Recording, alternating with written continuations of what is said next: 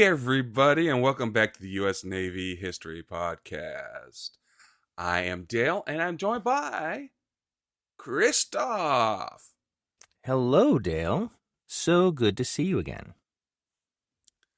So today, we're heading far from the ocean, deep inland to the dusty, sweltering plains of Mesopotamia during the First World War. That's right.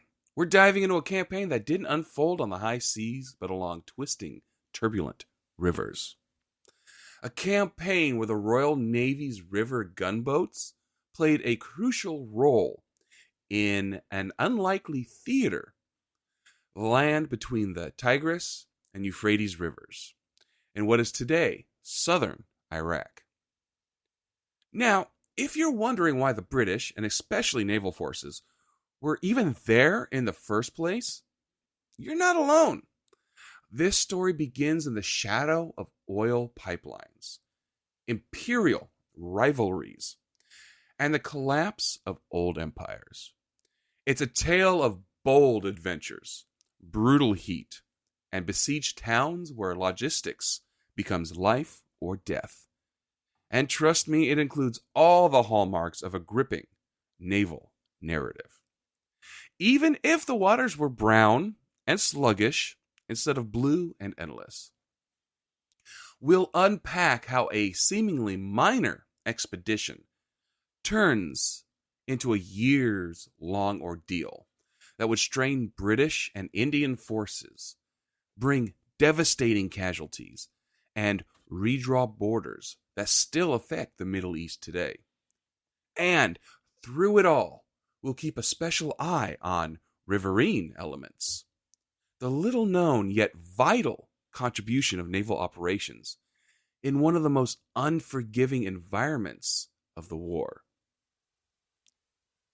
So, grab a cool drink, settle in, and let's go back over 100 years to the fall of 1914, when war reached the mudbanks of the Shatt al-Arab, and the guns of empire echoed downriver.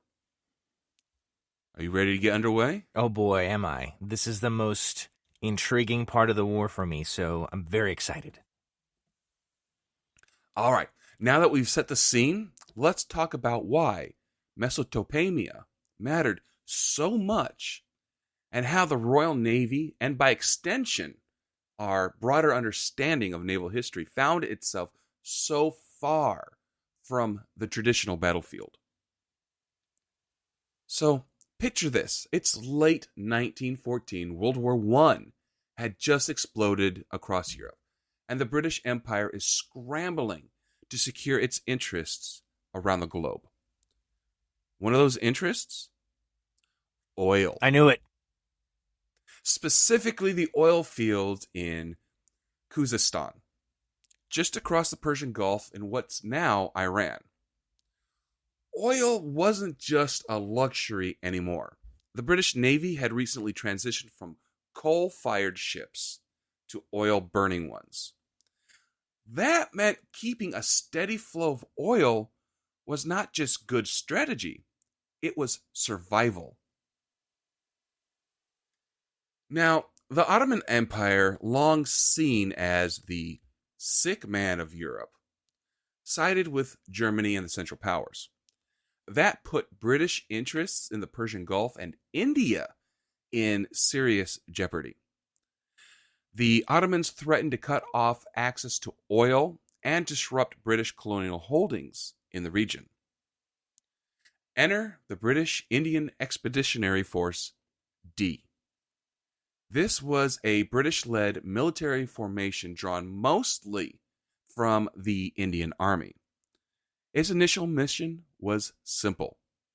Land at the head of the Shatt al-Arab waterway, a river formed by the meeting of the Tigris and Euphrates, and secure the oil refineries at Abadan and nearby Basra. From there, they could ensure the pipelines and ports stayed open and out of Ottoman hands. But as you'll see, what began as a limited protective mission quickly turned into a full-on campaign. Now, here's where the Navy's unique role comes into focus. Unlike in Europe, where trench warfare dominated, Mesopotamia was defined by rivers, and rivers mean boats. The region's crisscrossing waterways became the only reliable means of moving troops and supplies. Roads were nearly non-existent, and the searing heat and flood-prone terrain made overland marches almost impossible. So, British river gunboats and transports became essential. The Navy and Indian Marine deployed shallow draft vessels, basically mobile artillery platforms, that could push up the Tigris and Euphrates. These weren't battleships, but in a theater like this, a small riverboat packed with guns could turn the tide of a battle or protect a vulnerable convoy. And don't forget, the British were trying to run this entire operation from the bottom of the Gulf up into central Mesopotamia. That meant logistics chains stretching hundreds of miles inland through sandstorms, enemy ambushes, and extreme weather. The Navy's ability to patrol and secure these rivers was a lifeline. So, in short, this wasn't a war of admirals and carriers.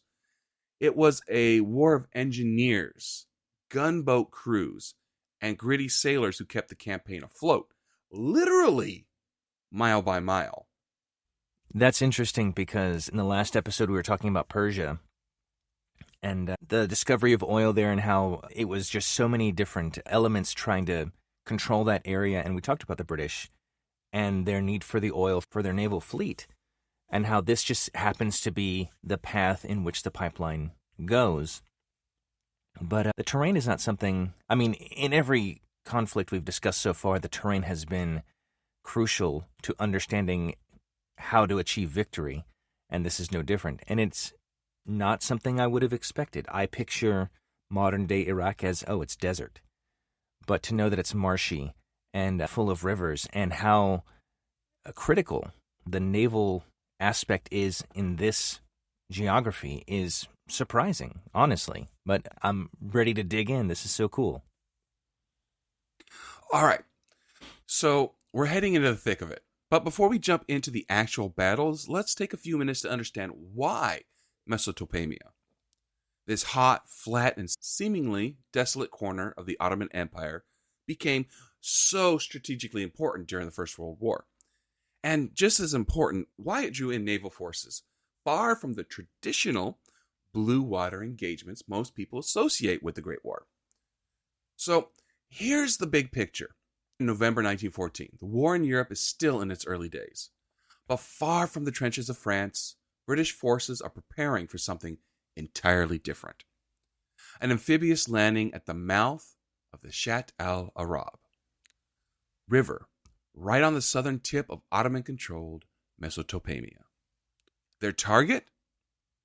The Faux Peninsula. Spelled F-A-O, pronounced Faux. Okay, thanks for that. A small but strategic spit of land where the river meets the Persian Gulf. Now, this wasn't Normandy, but the stakes were surprisingly high. If the Ottomans managed to fortify Faux, they could block shipping routes, threaten oil refineries in Abadan, and maybe even push towards British-controlled India. So on November 6, 1914, the British Indian Expeditionary Force D made its move. Picture the scene. Shallow draft transports approaching the muddy coastline. Naval guns on British warships booming from the Gulf. And Indian troops, primarily from the 16th Brigade, scrambling ashore under a hot, hazy sun. The resistance? Honestly, it's pretty light. The Ottoman forces at Fao were under-equipped and caught off guard. Their artillery crews fired a few shells, but once British naval guns opened up, they quickly retreated or surrendered. The landing force took the fort and its prized 6-inch guns with barely a dozen casualties. It was a textbook operation. Swift, clean, and apparently successful. And it gave the British a critical foothold at the river's mouth. But, and this is the key, it also gave them something else. Malaria. Momentum. Oh. Continue. Flush with victory, British commanders, especially Sir Arthur Barrett, and political officers like Sir Percy Cox, began to think bigger. Why stop at the coast, they asked, when you could control the whole delta? Why not push inland and secure Basra, the region's major port city? Sensible. And just like that, the campaign expanded. Only 2 weeks later, in late November 1914, British and Indian forces advanced upriver to Basra, a city of enormous strategic value. Not only was it a key administrative center for the Ottomans, but it was also crucial to the oil export system. Capture Basra, and the British would control the headwaters of the Shatt al-Arab and ensure the safety of oil flowing from Persia. Now, Basra wasn't heavily fortified, but it wasn't undefended either. The Ottomans had pulled together around 2,000 men, including Arab irregulars and some artillery, and were preparing defensive positions south of the city. But they were facing professional, battle-tested soldiers, troops like the Gurkhas and the 104th Wellesley Rifles. The British advanced carefully. River steamers and gunboats moved alongside them, hugging the banks of the Tigris, firing occasional salvos at suspected Ottoman positions. Supply lines were held together by a thin thread of flat-bottomed boats and improvised barges. In the end, the operation was again swift. After a brief clash at Singhem, Ottoman resistance collapsed. Basra fell on November 22, 1914, without a major battle. British flags were soon flying from the city's rooftops. And here's where things started to shift, politically and militarily.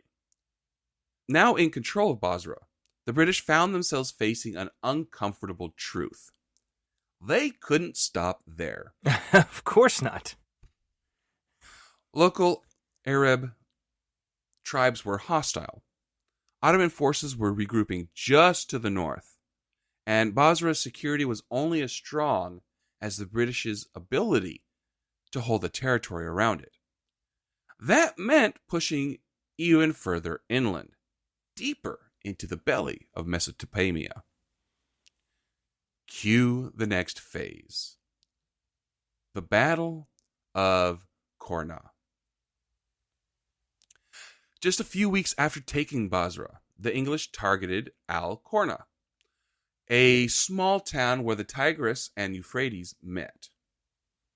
Strategically, this was a no-brainer. Korna was like a plug in the bottle, controlling movement up both rivers. And for the Ottomans, holding Korna was a matter of pride.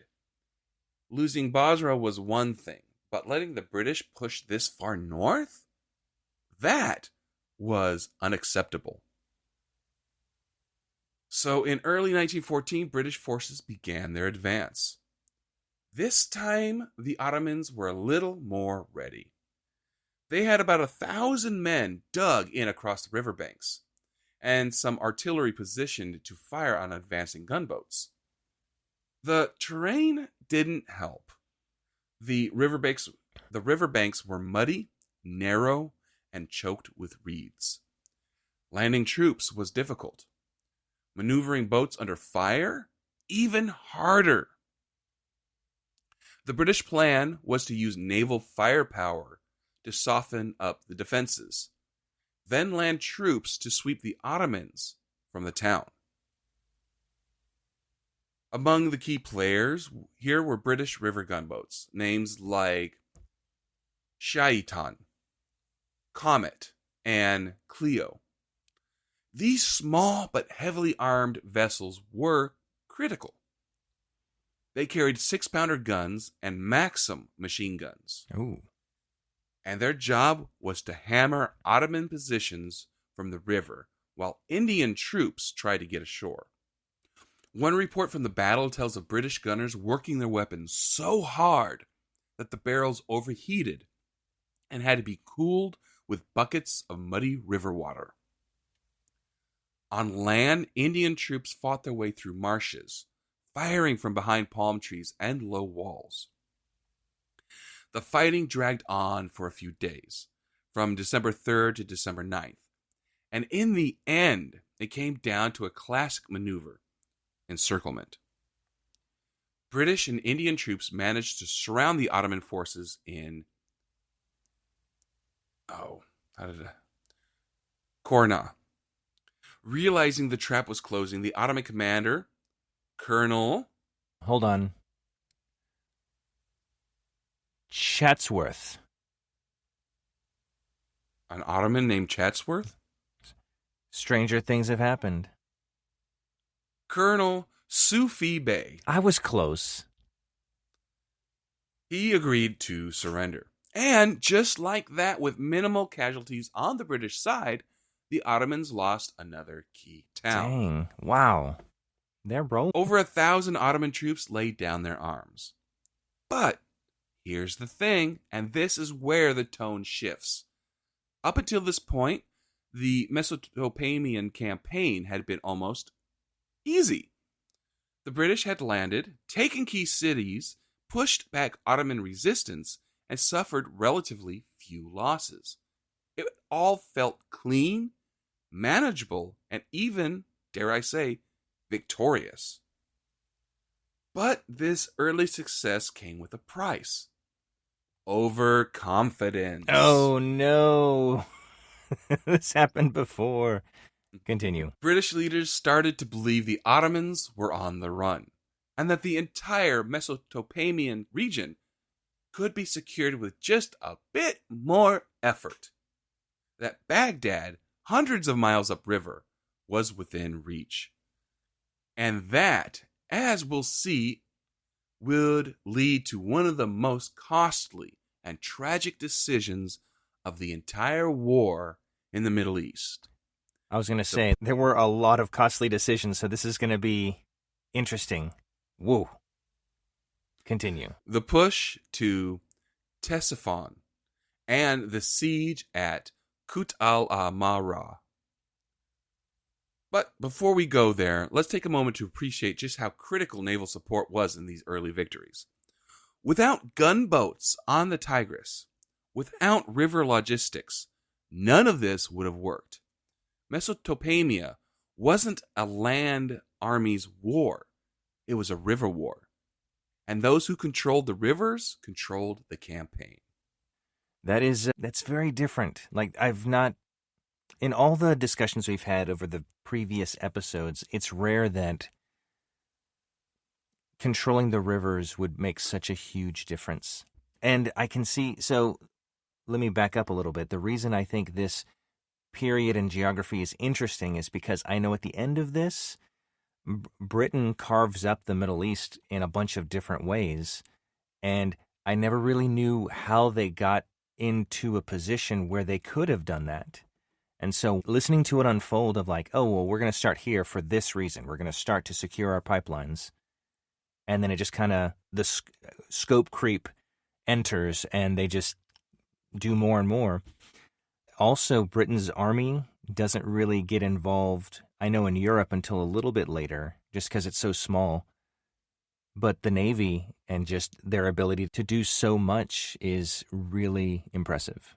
You hear about the British Navy controlling the waters, and yeah, they are very seasoned and very capable. And even in this environment, which you would think would be foreign, but they're surprisingly effective. And so overconfidence I can definitely see creeping in because you're so capable and effective. Okay, so far, things have looked pretty good for the British and Indian forces in Mesopotamia. They've landed successfully, taken Basra, secured the oil, and even driven Ottoman forces out of key river towns. British gunboats control the waterways. The campaign's moving along at a nice clip. But here's the thing about early success. It can be deceiving. Yep. It can breed overconfidence, and that's exactly what was starting to happen in late 1915. By now, the British were eyeing something much more ambitious. Baghdad. Whoa. Yep, Baghdad.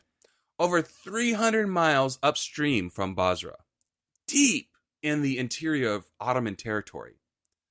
This wasn't about protecting oil anymore. This was empire building. Prestige. Politics. A chance to strike a symbolic blow right into the heart of Ottoman control in the Middle East. And leading the charge? So I used a British name for the Ottomans, so I'm going to try an Ottoman name for the British. I can already tell you it's wrong. Al-Mansur Khalifa. Major General Charles Townshend. Ugh. Okay, I'm done messing around. I'm going to do it right. He was a decorated but increasingly controversial British officer. Townshend had his eye on glory. He believed the Ottomans were weak, that morale was collapsing, and that a bold strike up the Tigris could capture Baghdad before winter set in. And British leadership back in India, they were inclined to believe him. Victory fever was in the air. But here's the catch. The force being sent north, the so-called 6th Division, had already been stretched thin. Supply lines were fragile. Reinforcements were sparse. And the rivers, those vital arteries of the campaign, were entering their low water season. Oh, that's right. That meant British gunboats, which had been such an advantage earlier, were now operating in dangerously shallow waters. Still, Townshend pressed forward. In October 1915, he began a long and difficult march up the Tigris towards Ctesiphon, an ancient city about 25 miles south of Baghdad. And this time, the Ottomans were waiting. Commanding the Ottoman defense was Bosfunda. Kazım Karabekir. I'd like to say I was close, but even still, no. This has been quite a challenge. Did I mention I don't know much about this portion of the war? I just want to make that clear to everybody. That makes it more enjoyable. Okay. And German advisor. Oh, Dietrich von Schlieffen. Well, there is a von in there. Oh, okay. Kolmar von der Goltz. Oh, Kolman von der Goltz. Okay. Both seasoned leaders who had learned from earlier defeats. They had fortified positions just outside Ctesiphon and assembled roughly 18,000 men. Dude. Roughly equal to Townshend's force. Okay, this is a recipe for disaster for the British. So when the British arrived in late November 1915, they were walking into a hornet's nest. The Battle of Ctesiphon raged from November 22nd to 24th, Ooh. and it was a brutal, grinding clash. The British and Indian troops advanced under withering fire, trenches, barbed wire, machine guns. The full horrors of modern warfare were on display. Townshend's forces did manage to breach parts of the Ottoman lines, but at one point it looked like the Ottomans might even retreat. But then, on the second day, a fierce counterattack pushed the exhausted British back. Both sides suffered horrific casualties. Over 4,000 British and Indian troops were killed, Golly. wounded, or missing, with the Ottomans suffering similar losses. In the end, it was a bloody stalemate. But unlike the Ottomans, the British couldn't afford to stay. Their supply lines were in tatters. Wounded were piling up with no clear way to evacuate them. The gunboats couldn't keep pace upriver. So Townshend made the call: retreat. Now, here's where the story takes a darker turn. A darker turn? Oh, no. Instead of falling back to Basra, Townshend decided to retreat only about 100 miles south to a town called Kut al-Mara, a bend in the Tigris with limited defenses but a commanding river position. His plan? Dig in, hold out, wait for reinforcements. And so began the most devastating episode of the entire campaign. Oh, no. I'm holding my face. The Siege of Kut. From December 7th, 1915 to April 26th, 1916, Townshend's 8,000 troops, plus thousands of Indian support personnel and local civilians, were surrounded by Ottoman forces. The siege dragged on for nearly 5 months in one of the most inhospitable environments imaginable. Kut was cut off on all sides. Supplies dwindled fast. Horses and pack animals were slaughtered for food. Troops boiled belts and leather saddles to make soup. Disease spread: dysentery, cholera, malaria. Conditions became so grim that entire regiments were reduced to skeleton crews. Indian troops, many of them fasting for Ramadan, were especially vulnerable to malnutrition. And meanwhile, the British launched a series of desperate relief attempts from downriver. Command passed to... from Townshend to Graham Johnson. General Sir Fenton Aylmer. Oh, okay. Who tried not once, not twice, but 5 times to break through the Ottoman lines to reach Kut. Each attempt failed,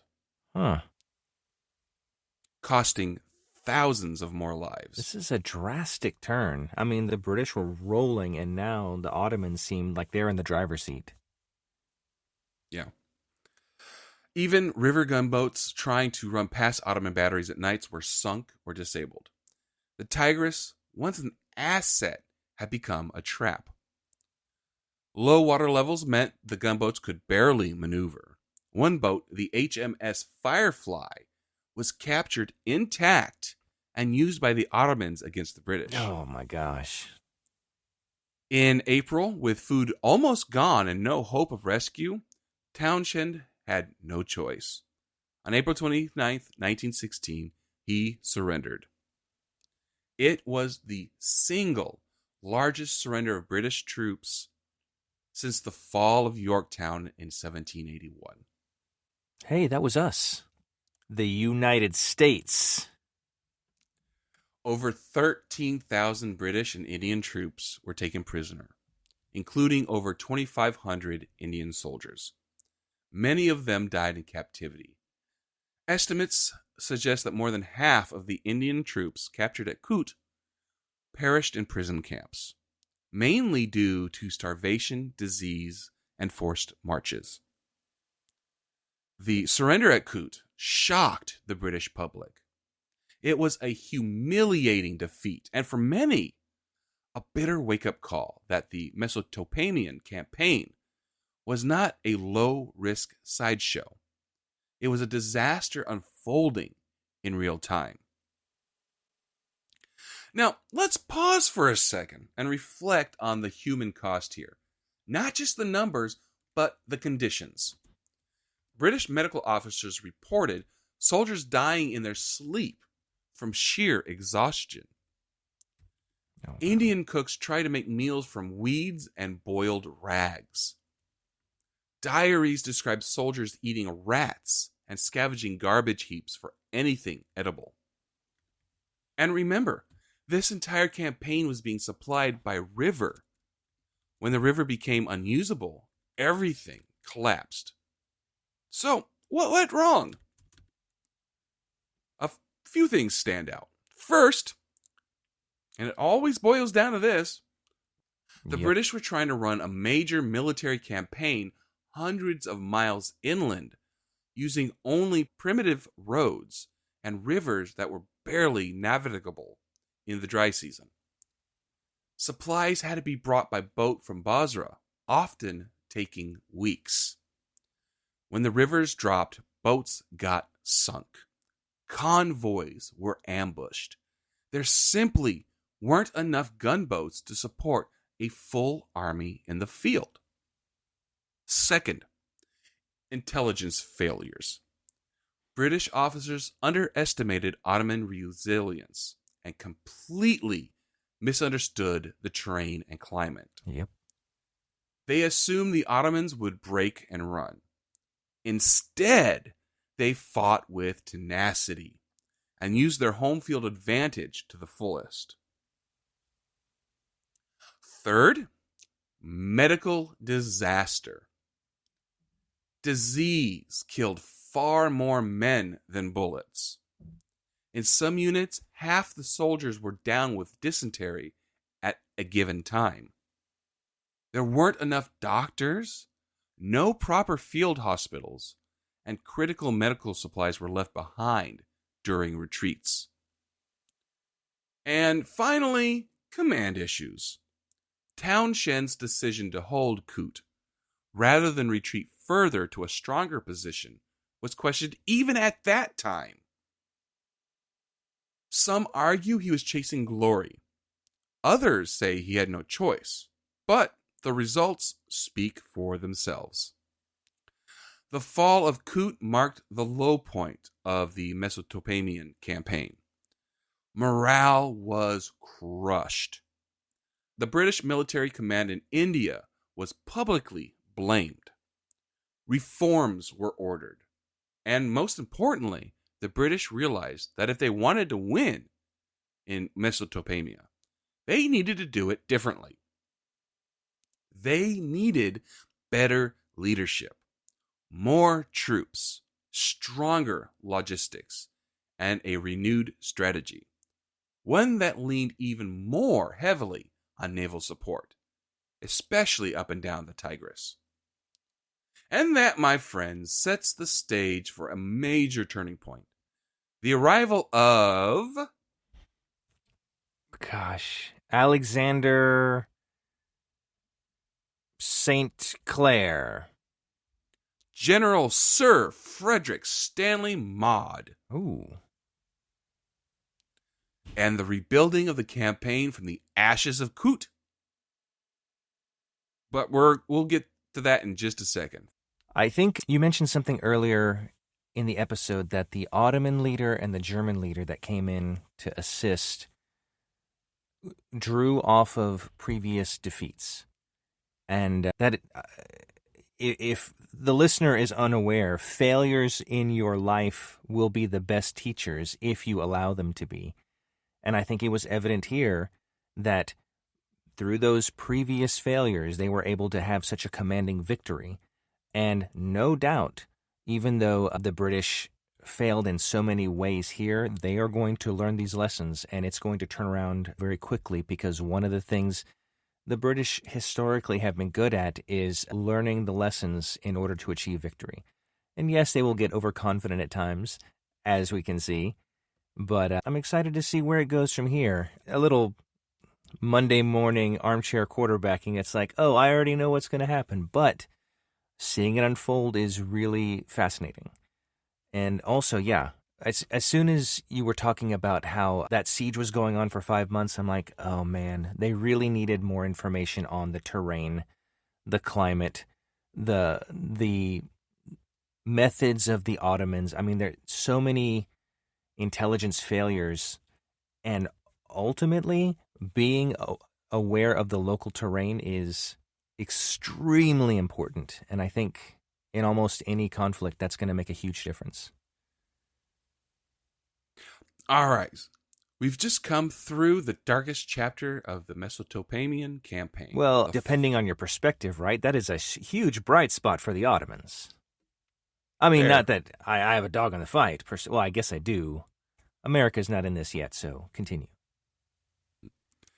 So it was a brutal wake-up call. The British Empire had just suffered a humiliating defeat, and thousands of its soldiers, both British and Indian, were now prisoners of war, many facing disease, starvation, and death in Ottoman captivity. Back home, the political fallout was intense. The campaign, once considered a small strategic expedition, now looked like a monumental failure. There were inquiries, finger-pointing, and calls for change. Serious change. And change did come in the form of the new leader, who was... Oh my gosh, you just said his name. Maud. General Maud? He was simply known as Maud. Cool, yeah. Not like the 1970s sitcom, but more... Well, I guess it would be spelled the same. Anyway, go ahead. Well, if the sitcom was spelled Maude... It was. So yeah, same. Now, Maud was the polar opposite of Charles. Where Charles had been theatrical and impulsive, Maud was methodical and disciplined. A career officer with a reputation for caution. He didn't chase glory. He focused on preparation. And that's exactly what the Mesopotamian campaign needed. Maud arrived in the summer of 1916, and he immediately set to work rebuilding the entire operation from the ground up. This became known as the Mesopotamian Reformation. Let's break down what that meant. First, logistics. The biggest lesson from the fall of Kut was that supply lines couldn't just be patched together. So Maud ordered the construction of a massive field railway system running all the way from the Persian Gulf up to Basra and beyond. Wow. New river ports were built. Hospitals were expanded. Communications improved. Supply depots were reinforced. Everything got an overhaul. Next, troops and training. Maud wasn't going to make the same mistake of pushing too far with too little. He brought in more Indian Army units, reinforced British brigades, and most importantly, made sure they were properly trained and equipped for the region's unique terrain and climate. But what really gave Maud an edge was his strategic use of the rivers, specifically the Tigris and Euphrates. Remember, this is still a campaign that lived and died by river access. Roads in the region were poor or non-existent. So the British leaned harder than ever on riverine logistics. Under Maud, the Royal Navy and the Indian Marine Service vastly expanded their presence. More shallow draft gunboats were brought in. Supply ships were upgraded. Existing vessels were retrofitted with armored plating and better engines. Engineers dredged the Tigris to improve navigation, and pontoon bridges were built to facilitate troop movements. Among these river vessels was the gunboat HMS Firefly. Yes, the same one that had been captured by the Ottomans during the siege of Kut. How did they get it back? Well, during a later offensive, the British recaptured her, repaired her, and put her right back into service. Sweet. It was a small victory, but a deeply symbolic one. By December 1916, Maud was ready. With a reinforced, well-supplied army of over 150,000 men, Whoa. Maud launched a carefully planned campaign to retake Kut and push further north towards Baghdad. But this time, he didn't rush. He advanced deliberately, ensuring his supply lines, carried by boat, barge, and railway, remained intact at every step. The Second Battle of Kut took place in February of 1917. The town, once the scene of a disastrous siege, was now lightly defended. After a series of feints and flanking maneuvers, combined with steady naval support, the Ottomans abandoned the position. The British walked in on February 24th, 1917, reclaiming it without heavy losses. Morale soared. The ghosts of the previous year had been exorcised, but Maud wasn't stopping at Kut. Just weeks later, Maud launched the next phase of the campaign, the advance on Baghdad. Now, this is where river logistics really shine. As Maud's ground forces pushed north, gunboats cruised up the Tigris alongside them, providing cover fire, towing supply barges, and shuttling the wounded downstream. In the flat Mesopotamian plains, artillery positions were hard to maneuver. The rivers were the artillery platforms. One particular vessel, the gunboat HMS Butterfly, earned a reputation for precision bombardments. Crews trained to fire while in motion, hitting Ottoman supply dumps and disrupting enemy reinforcements along the riverbank. It wasn't flashy, but it was devastatingly effective. By early March 1917, British forces had reached the Daila River, a tributary of the Tigris, just outside Baghdad. The Ottomans, realizing they were outmaneuvered, attempted to hold the line, but were quickly overwhelmed. And then on March 11th, 1917, after years of setbacks, the British entered Baghdad.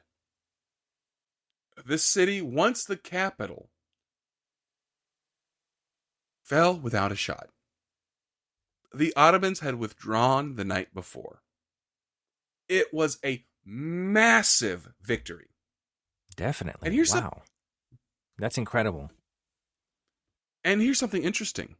Immediately after entering the city, Maud issued a now famous proclamation.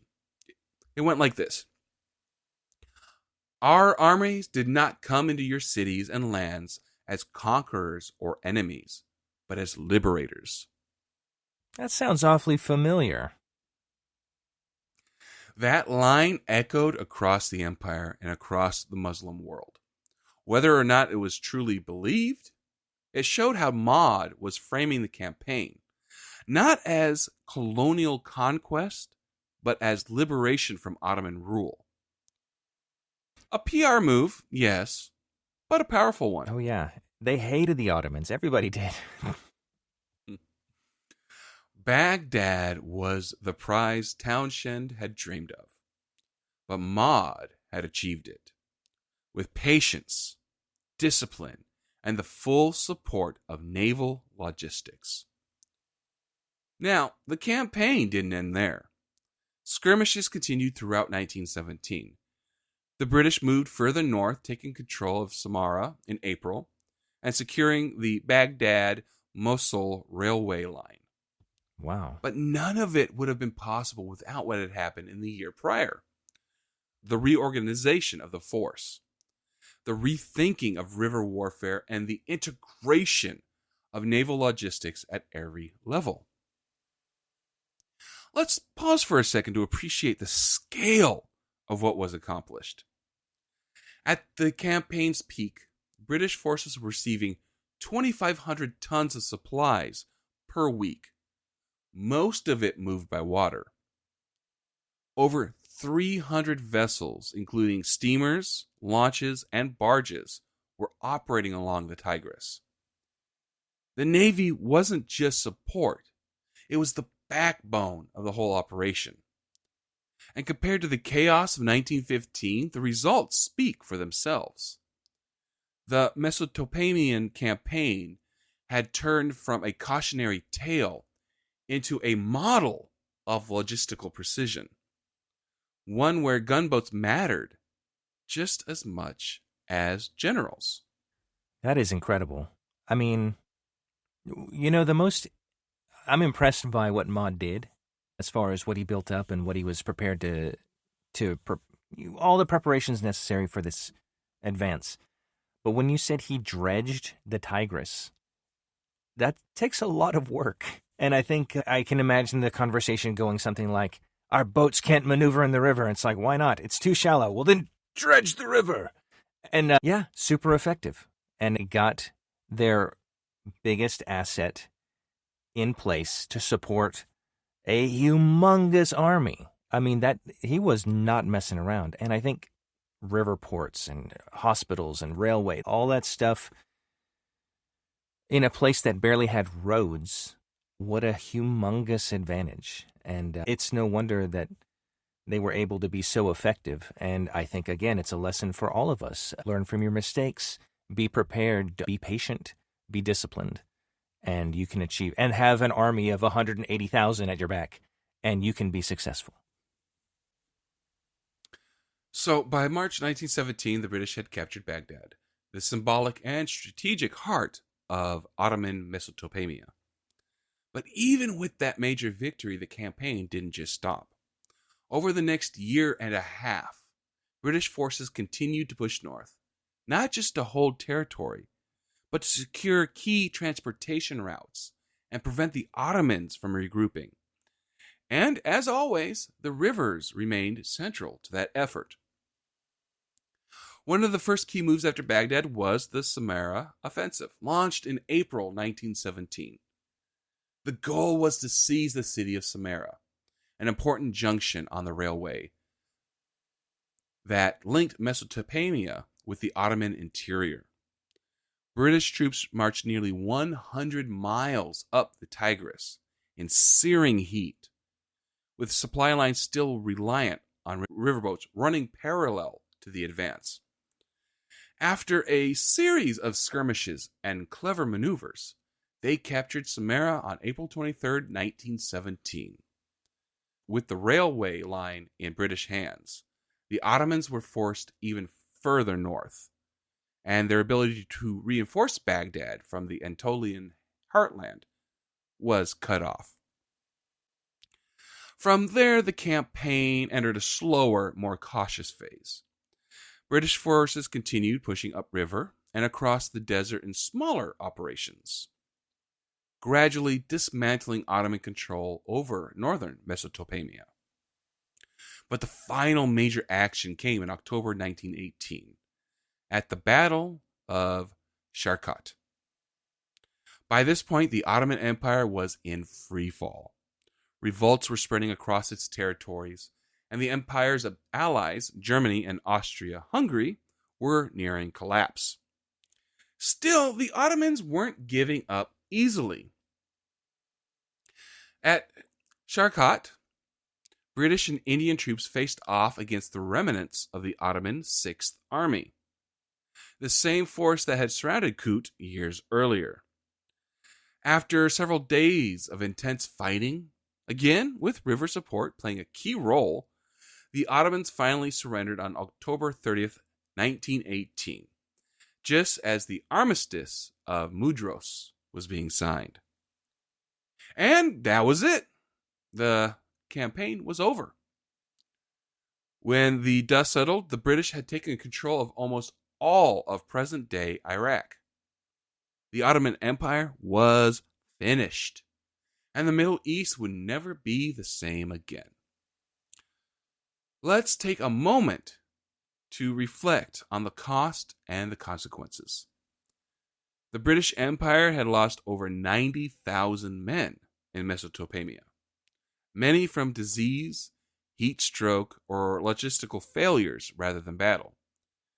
The Indian army, in particular, bore the brunt, fighting bravely in conditions that were absolutely brutal. The Ottomans lost more than 300,000 soldiers and civilians in the region, casualties from fighting, famine, and displacement. But beyond the numbers, what's striking is how much of this campaign hinged on something seemingly simple: river control.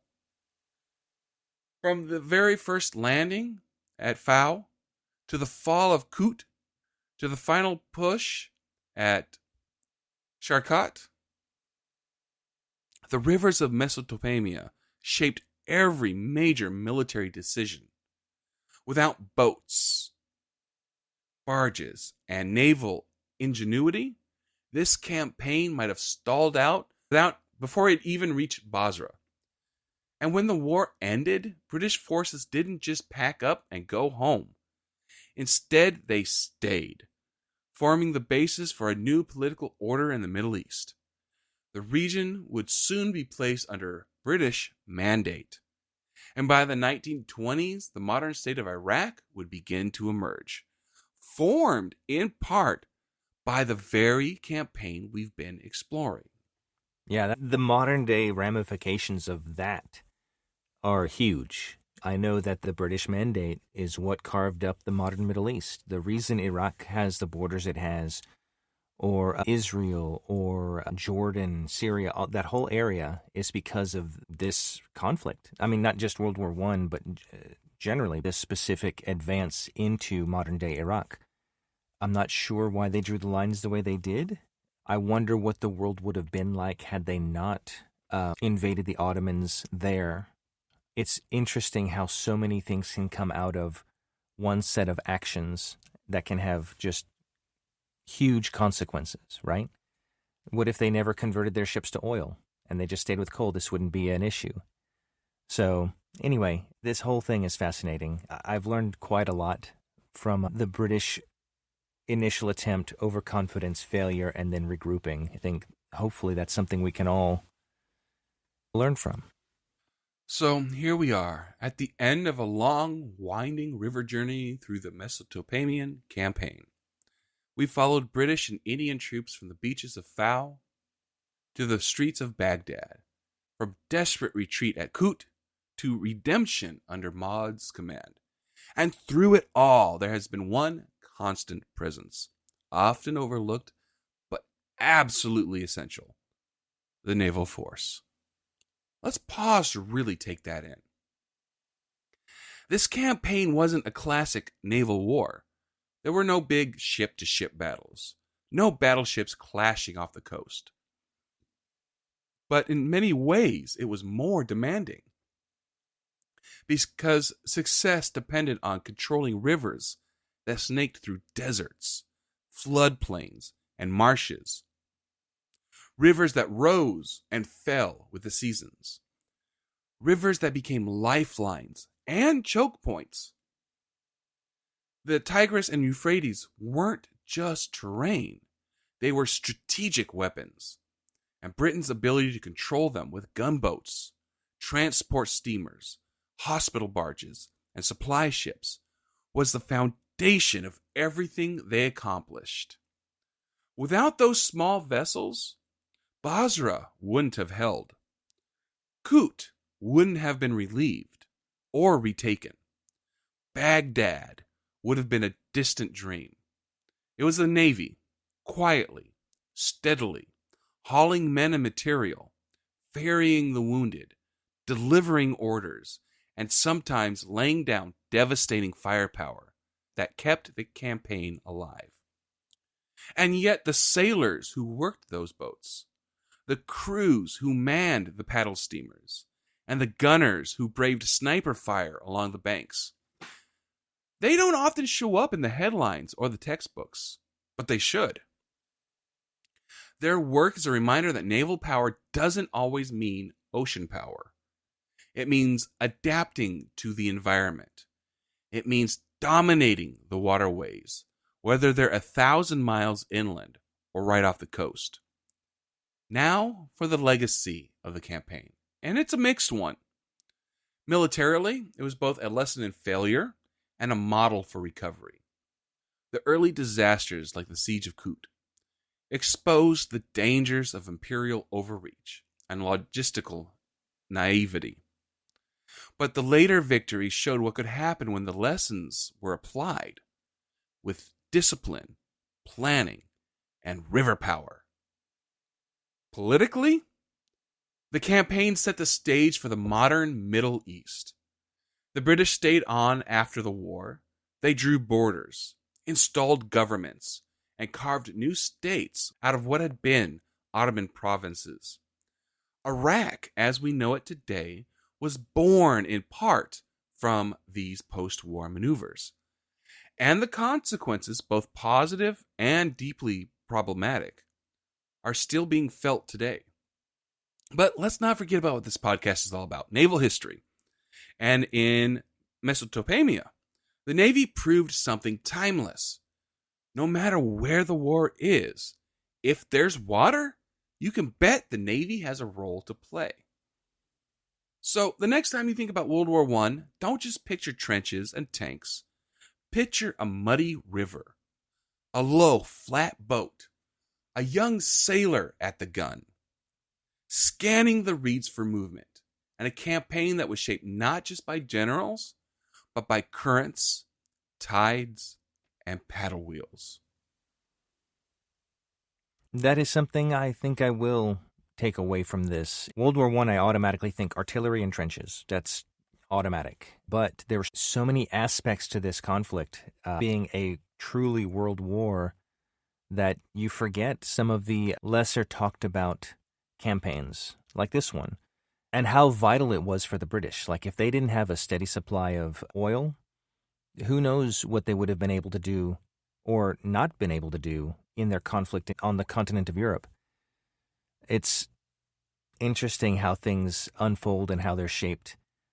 Yeah, this was very fascinating. I think I will want to dig into a little bit more of what happened in the Middle East during this time frame. Like last time, I didn't know Persia was effectively neutral, but also so weakly controlled that all these foreign elements were vying for power. And here, the Ottomans were more in control, but they had so much going on that they didn't really have a consistently effective fighting force. And that's, I mean, you have to be consistent if you want success. I think that's an important factor. Yeah, this was awesome. Thank you, Dale. All right, so we are going to honor one of our fallen angels like we do every episode. And today we want to honor Private First Class Dennis Lee Labazu. His hometown was Grand Rapids, Michigan. He served with the U.S. Marine Corps, 3rd Marine Division, 2nd Battalion, 26th Marines, E Company. He received a Purple Heart. His date of sacrifice, June 6th, 1968. Killed in action near Con Thien, Quang Tri Province, South Vietnam. Private First Class Dennis Labazu, a rifleman, was assigned to the 26th Marine Regiment operating just south of the demilitarized zone during the Vietnam War. In early 1968, his platoon was under siege at the Khe Sanh Air Base for 44 days. He sustained multiple shrapnel wounds from an exploding mortar and was evacuated by helicopter to the USS Repose, AH-16, a Navy hospital ship, for treatment. There he was treated by General Medical Officer Edward Byrd. Thinking back on his 3 weeks of knowing PFC Lobazu, Byrd recalled, quote, "He seemed to have a real peace in a hellish environment. He didn't complain or express reservations about doing what he believed to be his duty. He showed greater courage in combat and exemplary loyalty to his brothers in arms." After recovering, Labazu was sent back to duty near the DMZ that had been heavily infiltrated by North Vietnamese troops. According to an account from the Herald Mail, on June 6, 1968, Labazu and 15 other Marines were on a security patrol near Con Thien when they were ambushed by North Vietnamese troops firing from a fortified bunker hidden in thick vegetation. Simultaneously, enemy troops on the patrol's opposite side opened fire, pinning the Marines down and inflicting heavy casualties. With most of the Marines dead or wounded, the order was given to fix bayonets and charge the bunker. During the assault on the bunker, PFC Labazu was cut down by machine gun fire. Only 2 of the 16 American Marines survived the intense firefight. 15 North Vietnamese soldiers were killed. Only their cook, who was taken captive, survived the assault. PFC Dennis Lee Labazu, who was born on the 4th of July, died for his country just weeks away from his 20th birthday. He was honored at the Vietnam Veterans Memorial in Washington, D.C., Panel 59W, Line 6. Decades after meeting and treating the teenage PFC, Dr. Edward Byrd was moved to create a bronze sculpture in honor of his former patient, and as a perpetual reminder that the tragic cost of war is paid by our best men and women, and that their sacrifices are suffered by their families for a generation or more. In an interview with the Herald Mail, Dr. Byrd recalled, "He was kind, calm, friendly to all, easygoing, respectful, and loved by everyone who encountered him. On the Repose, where I knew him for a short time, he seemed to personify America's best qualities." In 2015, Dr. Byrd donated the Labazu sculpture to the Ralph H. Johnson VA Medical Center in Charleston, South Carolina. So, Private First Class Dennis Lee Labazu, we thank you. Thank you. All right, Christoph, get us out of here. All right, man. Well, thank you, Captain Dale. And thank you, listener, for enjoying this episode along with us. If you ever want to get a hold of us and tell us how great we're doing, or if you're like, hey, this wasn't quite the way it happened or something, we're open to hearing from you. So you can email us at usnavyhistorypodcast@gmail.com. You can also find us on the website formerly known as Twitter, currently known as X, and that we call X Twitter, with the handle at USNHistoryPod. And message us or tweet at us, whichever you prefer. And then we do have a Discord server, which you can find in the show notes. So if you want to find out what the community's talking about, our little community on the web, feel free to join and bring some conversation or listening ears or whatever. And as always, thanks for listening. Please, if you feel so moved to do so, rate and review us and tell a friend, coworker, or family member about us, because that really helps us out. Thank you very much, and I hope you learned as much as I did. And with that, we're going to wish you guys fair winds and following seas. Bye. Bye.